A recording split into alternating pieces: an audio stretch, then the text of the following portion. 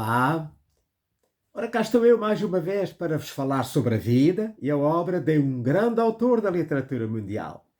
O meu nome é Sebastião Barata e hoje vou falar-vos de Gonzalo Torrente Ballester, que foi um professor, romancista, crítico literário e teatral, dramaturgo e jornalista espanhol, nascido em 1910 e falecido em 1999. Da sua vasta obra destacam-se a trilogia Os Prazeres e as Sombras, a saga Fuga de J.B., Filomeno e Crónica do Rei Pasmado, que eu li nesta semana. Gonzalo Torrente Ballester nasceu na aldeia de Los Corrales de São Salvador de Serrantes, no município de Ferrol, província da Corunha, na região autónoma da Galiza, em Espanha, no dia 13 de junho de 1910. Fez os estudos primários no colégio de Nuestra Senhora de la Merced, no Ferrol, e os secundários na Corunha, como aluno voluntário. O seu pai era marinheiro e ele quis seguir as pisadas do pai, mas em 1921 apercebeu-se de que a sua miopia o impediria de seguir a carreira na Marinha de Guerra. No ano seguinte, morreu o seu avô materno, Eládio, que teve grande influência na sua formação. Gonzalo era um leitor inquieto e voraz, e quando acabou o ensino secundário já conhecia os clássicos e a literatura inglesa e francesa. Em 1926, matriculou-se como aluno voluntário na Universidade de Santiago de Compostela e leu Friedrich Nietzsche e Oswald Spengler. Por motivos familiares, mudou-se para Oviedo, onde estudou Direito, teve os primeiros contactos com as vanguardas literárias e se estreou como jornalista no jornal El Carbayón. Em 1928, mudou-se para Vigo, leu James Joyce, Marcel Proust, Miguel de Unamuno e José Ortega y Gasset. Em 1929, instalou-se em Madrid, onde frequentou a Faculdade de Letras e trabalhou no jornal anarquista La Tierra, que fechou em 1930. Voltou para o Ferrol em 1931 e mudou-se com a família para Bueu, Pontevedra. Em 1932, casou com Josefina Malvido. Desse casamento teve 4 filhos entre 1934 e 1938. Após uma breve estadia em Valência, regressou à Galiza devido à asma de Josefina. Fixou residência no Ferrol em 1933 e lecionou gramática, latim e história na Academia Rapariz. Matriculou-se de novo como aluno voluntário na Faculdade de Letras da Universidade de Santiago de Compostela, onde se licenciou em Filosofia e Letras em 1935. Nesse ano, ocupou o cargo de secretário local do Partido Galeguista, no qual se tinha filiado em 1933. Em 1936, foi aprovado num concurso para professor auxiliar de História Antiga na Universidade de Santiago. Quando rebentou a Guerra Civil de 1936, encontrava-se em Paris com a intenção de fazer a sua tese de doutoramento, beneficiando de uma bolsa da universidade. Após alguma hesitação, em outubro regressou à Espanha para se juntar à família. Na caminhoneta onde seguia, via na beira da estrada corpos de vítimas da repressão. Ao chegar a casa, à laia de saudação, o seu pai exclamou: "Sabes que fuzilaram muitos dos teus amigos?" Seguindo a recomendação de um sacerdote da sua confiança, filiou-se na Falange. Em 1937, conheceu em Pamplona Dionísio Ridoerro e os outros intelectuais falangistas do grupo de Burgos, Pedro Laín Entralgo, Luís Rosales, Luís Felipe Vivanco, etc. Em 1939, tomou posse como professor auxiliar da Universidade de Santiago. Nesse ano recebeu o Prémio Nacional de Autos Sacramentais pela peça El Casamiento Enganoso. Em 1940, em simultâneo com as aulas na Faculdade de Letras, preparou-se para o concurso para professor dos liceus. Foi colocado em Ávila, mas conseguiu ficar em Santiago em comissão de serviço. Em 1941, participou na fundação da revista Escorial, juntamente com o Ridruerro, o Laín, o Vivanco e o Rosales e outros membros lá do grupo de Burgos. Em 1942, mudou-se para o Ferrol, onde lecionou no Liceu Concepción Arenal. Nesse ano, publicou a peça República Barataria e Siete Ensaios e uma Farsa. Em 1943, publicou o seu primeiro romance, Javier Marinho, mas a obra foi apreendida pela censura 20 dias depois de ter saído a lume. Em 1946, publicou a comédia El Retorno de Ulisses e o romance El Golpe de Estado de Guadalupe Limón. Em 1947, instalou-se em Madrid como professor de História Universal na Escola de Guerra Naval, lugar que ocuparia até 1962. Em 1948, assistiu a várias conferências de José Ortega y Gasset e iniciou a sua atividade de crítico teatral no jornal Arriba. Publicou Compostela e seu Ángel, sobre a cidade de Santiago de Compostela e o mito de Santiago. Em 1949, iniciou a sua colaboração como crítico de teatro na Rádio Nacional de Espanha. Em 1950, escreveu A Bela Adormecida Vai à Escola, que é o título que tem em Portugal. E eu quero avisar que a partir de agora, sempre que os livros estão editados em Portugal, e a grande maioria dos seus romances estão cá, editados por cá, eu vou dizer o nome em português. Portanto, este livro só seria editado em 1985 e publicou o romance Ifigénia e a peça Entardecer em Longwood. Em 1957 publicou Vem Aí o Senhor, que venceu o prémio de romance da Fundação Juan March e que é o primeiro volume da trilogia Os Prazeres e as Sombras. E publicou também o ensaio Teatro Espanhol Contemporâneo. Em janeiro de 1958 faleceu a sua mulher, a Josefina Malvido, e pouco depois, em fevereiro, o seu pai, Gonzalo Torrente Piñón. Em janeiro de 1960, conheceu Fernanda Sánchez Guisande Caamaño, com quem casou em maio desse ano, e fez viagens a Paris e à Alemanha.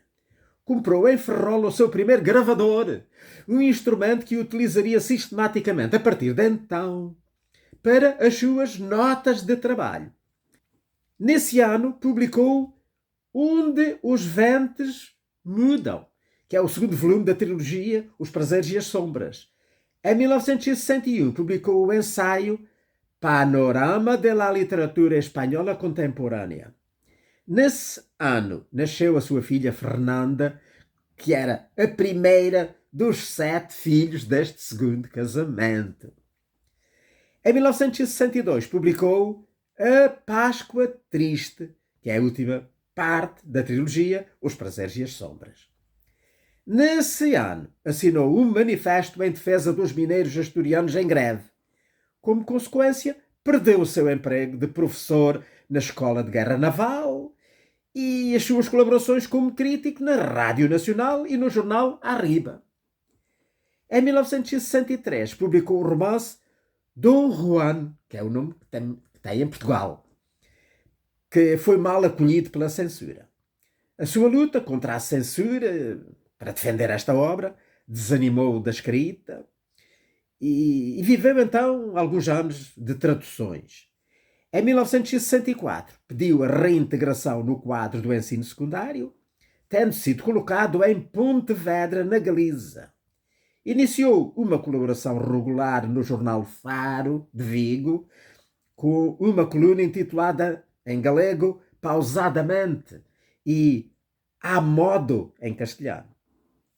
Em 1966, recebeu um convite para lecionar na Universidade de Albany, de Nova Iorque, para lecionar sobre a figura do Dom Quixote. Em agosto, embarcou para os Estados Unidos com a família. O casal, nesta altura, já tinha 5 filhos e todos os seus pertences, incluindo uma crescente biblioteca. Biblioteca essa que chegou a ter 12.000 volumes. Em 1968, terminou o romance Offside, também com o mesmo nome em português, escrito com uma bolsa da Fundação Juan March. Nos Estados Unidos, nasceram os 2 últimos filhos do casal. Então, ficou então com os 7 filhos. Com mais os 4 que tinha do primeiro casamento, teve ao todo 11 filhos. Em 1970 morreu a sua mãe, Ângela. Regressou à Espanha, pediu a reintegração no ensino secundário e foi colocado no Liceu de Orcasitas, nos arredores de Madrid. Em 1971 regressou a Albany com um contrato semestral. Passou o verão no Escorial, onde terminou a redação de A Saga Fuga de J.B., que é um dos mais importantes romances do século XX escritos em espanhol, e que foi publicado em 1972 e recebeu o Prémio da Crítica e o Prémio Cidade de Barcelona. Em 1973 regressou definitivamente à Espanha e começou a ensinar no Liceu de la Guia, em Vigo, e iniciou uma colaboração semanal no jornal madrileno Informaciones, que se prolongaria até agosto de 1975, com uma coluna intitulada Quadernos de la Romana, que viriam a ser depois editados em livro no ano de 1977. Ainda em 1975 começou a dar aulas no Liceu Torres Villarroel, em Salamanca, e fixou residência definitivamente nessa cidade. Nesse mesmo ano foi eleito membro da Real Academia Espanhola. Continuou a colaborar no Informaciones, com uma coluna regular sob o título de Torre del Aire, que se prolongaria até 1979 e que seria depois editada em livro no ano de 1993 com o mesmo título. Nesse ano de 1975 publicou o ensaio El Quijote como Juego. Em 1976 sofreu um infarto e em 1977 leu o seu discurso de entrada na academia, intitulado Acerca del novelista e de sua arte. O discurso de resposta foi proferido por Camilo José Cela, um escritor que viria depois a ser Prémio Nobel em 1989. Ainda em 1977 publicou o romance Fragmentos de Apocalipse, que venceu o Prémio da Crítica desse ano. Em 1978 publicou o romance O Conto da Sereia e preparou uma série de relatos para o volume Las Sombras Recobradas, que viria a lume só no ano seguinte. Em 1980 aposentou-se como professor do ensino secundário, tendo sido homenageado, na ocasião, pela cidade de Salamanca. Em 1981 obteve o Prémio Nacional de Literatura por A Ilha dos Jacintos Cortados e iniciou nova colaboração na imprensa, desta vez no jornal ABC, com uma coluna sob o título Cotufas en el Golfo, que depois viriam também a ser reunidas num livro publicado em 1986. Em 1982 recebeu o prémio Príncipe de Astúrias das Letras, ex aequo com o Miguel Delibes. Nesse ano estreou na televisão a série baseada naquela trilogia Os Prazeres e as Sombras, que obteve um retumbante êxito da crítica e do público. Publicou Los Cuadernos de un Vate Vago, que é uma seleção de notas que tinham sido recolhidas no seu gravador entre os anos de 1961 e 1976, e também o romance Daphne e Fantasias. Publicou ainda Teatro 1 e Teatro 2, que recolheram a totalidade da sua obra dramática. Em 1983, foi nomeado Hijo Predileto do Ferrol e em 1986 de Salamanca. Em 1985 recebeu o prémio Miguel de Cervantes de Literatura, o primeiro romancista espanhol a obtê-lo. Recebeu também o prémio vitalício da Fundação Pedro Barrié de la Maza, pelo conjunto da sua obra. Nesse ano, publicou o romance A Rosa dos Ventos. Em 1986, fez diversas viagens ao estrangeiro, à Holanda, à Dinamarca, à Argentina e outros, para dar conferências, e publicou o diário Cotufas Janel Golfo. Em 1987, foi nomeado doutor honoris causa pela Universidade de Salamanca e publicou o romance Eu Não Sou Eu, evidentemente. Sucederam-se as homenagens. Em 1988 foi nomeado doutor honoris causa pelas Universidades de Santiago de Compostela e de Dijon e cavaleiro de honra das artes e das letras da República Francesa. Ganhou o Prémio Planeta com o romance Filomeno e publicou a coletânea Ifigénia e Outros Cuentos. Em 1989 foi operado às cataratas. A Junta Provincial de Catalunha criou o Prémio de Narrativa Torrente Ballester e foi publicado outro dos seus grandes êxitos, o romance Crónica do Rei Pasmado, que eu, portanto, como já disse, andei a ler, depois de falar mais adiante. E Santiago de Rosalia Castro, que é um conjunto de apontamentos sobre Santiago de Compostela, no tempo da Rosalia Castro. Em 1990, recebeu o Livro de Ouro da Confederação Espanhola de Livreiros e foi-lhe concedida a Medalha de Ouro por Mérito Cultural da cidade de Santiago de Compostela.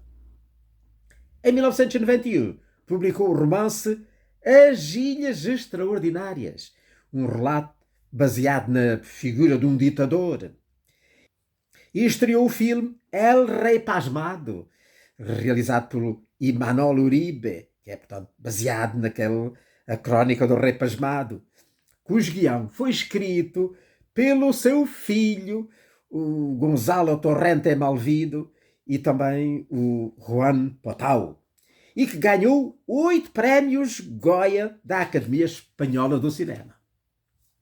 Em 1992, o Ballester deslocou-se a Cuba para inaugurar a Cátedra de Cultura Galega da Universidade de Havana e teve uma longa conversa com Fidel Castro. Além disso, foi nomeado doutor honoris causa pela Universidade de Havana. Nesse mesmo ano, publicou A Morte do Decano, um romance policial que ele veio apresentar a Lisboa, e Torre del Aire, que recolheu, portanto, os artigos assinados sob aquela epígrafe no suplemento cultural do jornal Informaciones. Em 1994, recebeu o prémio Azorín de romance, pelo romance O Romance de Pepe Ansúrez. Em 1995, publicou o romance O Casamento de Sean Recalde, no qual faz uma alegação contra a hipocrisia social e a favor da defesa da dignidade individual. No ano seguinte, recebeu o prémio Castela e Leão das Letras. Em 1997, visitou a Fundação César Manrique, em Lanzarote, aproveitando para visitar o José Saramago, e recebeu o prémio Rosalia de Castro, do Pen Clube Galego. Ainda nesse ano, foi nomeado Hijo Adotivo de Santiago de Compostela, Pontevedra, Nigrán, portanto, de Pontevedra, e Fene, na Corunha. Publicou Memórias de um Inconformista, que recolheu os artigos publicados sob o título A Modo, o tal que eu já falei, no jornal Faro de Vigo. E publicou também o romance Os Anos Indecisos. Em 1998, foi nomeado Cavaleiro da Ordem de Santiago da Espada, que é a máxima condecoração no domínio das artes em Portugal. No dia 1 de janeiro de 1999, foi publicado Doménica. Portanto, é o mesmo título em castelhano e em português. O último romance do Balaster, que nos conduz a um mundo de fantasia, cheio de bruxas, gigantes e cavaleiros, onde um príncipe é conduzido pela mão de uma rapariga inquieta. O Gonzalo Torrente Ballester faleceu a 27 de janeiro de 1999, em Salamanca, onde residia, depois de ter estado hospitalizado nos meses de julho e de setembro do ano anterior. Está sepultado no cemitério de Serantes, a sua terra natal. Torrente distinguiu-se por uma profunda ironia, consubstancial à trama e à resolução das suas narrativas. Esta ironia baseia-se numa subtil, mas omnipresente, estreita ligação entre o real e o maravilhoso, pelo que por vezes se falou dele como a resposta espanhola ao realismo mágico hispano-americano, o que o Ballester rejeitava. Numa entrevista a cerca de um ano antes de morrer, ele afirmou: tive a sorte de ser dos poucos que conseguiram ver as duas faces da lua. Com efeito, a sua obra, irónica e original, sempre soube combinar, por um lado, a luz e a sombra, e por outro, a racionalidade e a imaginação, que o fazia encarar a realidade e o cotidiano como muito mais fantásticos do que qualquer ficção. E é o que poderemos ver no seu romance A Crónica do Rei Pasmado, que, como eu já disse, andei a ler esta semana e tenho aqui. Então, A Crónica do Rei Pasmado é uma divertida sátira às cortes reais. Mais especificamente à do rei Filipe IV, terceiro de Portugal, né? Porque lembram-se que nesse tempo Portugal estava submetido à Espanha. Mostra um rei jovem, subjugado pelo protocolo e pela igreja, mais obediente do que capaz de impor a sua vontade. Depois da sua primeira noite com uma famosa prostituta, o rei ficou pasmado ao ver o corpo dela nu. E então expressou a vontade de ver também a rainha nua. Gera-se imediatamente o caos na corte, no clero e no país. E não é por falta de vontade da rainha em cumprir esse desejo do seu marido. Mas o protocolo da corte impedia que tal acontecesse, pois o rei só podia visitar, enfim, sabemos para quê, a rainha em certos dias, a certas horas, sob certas condições e com todo o recato.